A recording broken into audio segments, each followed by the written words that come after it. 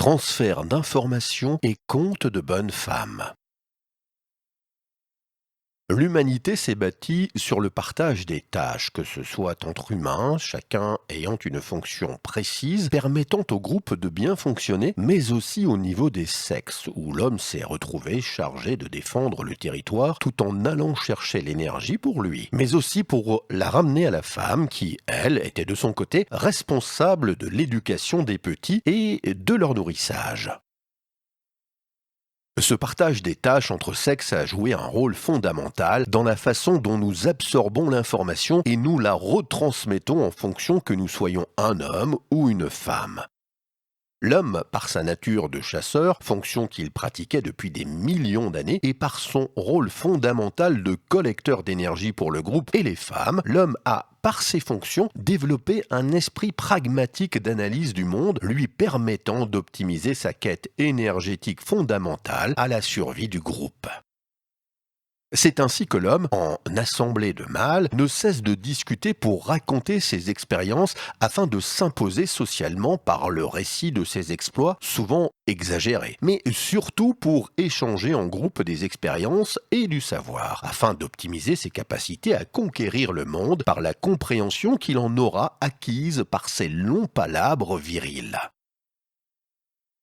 L'homme communique donc pour s'imposer socialement en exagérant ses actions positives pour le groupe, c'est-à-dire ses actions ayant soit assuré la défense du territoire, soit ses actions ayant permis de rapporter de l'énergie au groupe, ou communique en vue d'échanger pragmatiquement de l'information technique pour comprendre et maîtriser le monde qu'il devra conquérir et soumettre pour en tirer l'énergie nécessaire à sa survie et celle de sa famille et plus largement à celle de sa communauté.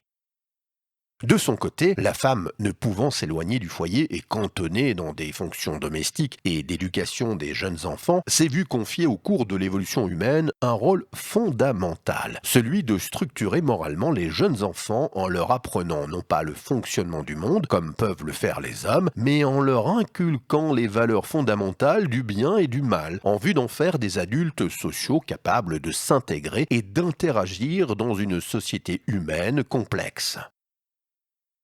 La femme coupée du monde extérieur et confinée au foyer et à ses environs proches pouvait, pendant des millénaires, n'avoir qu'une idée très réduite de l'univers physique dans lequel les hommes partaient s'aventurer pour en rapporter la sacro-sainte calorie. Elle ne pouvait donc concevoir le monde que par les récits souvent exagérés que leur en faisaient les hommes de retour de leur quête énergétique.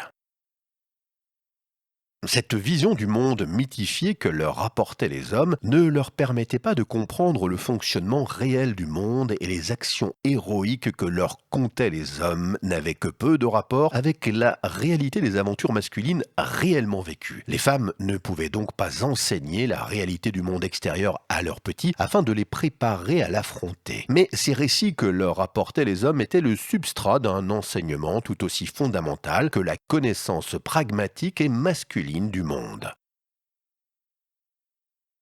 En digérant cette vision déformée de l'univers extérieur que leur rapportaient les hommes, les femmes contaient aux jeunes enfants des histoires dont la fonction éducatrice était de transmettre non pas la réalité du monde physique, mais la morale et la notion du bien et du mal qui en découlent, permettant aux petits humains de se situer dans la société, tout en leur inculquant les limites comportementales à ne pas franchir et en leur enseignant les buts qu'ils devaient poursuivre.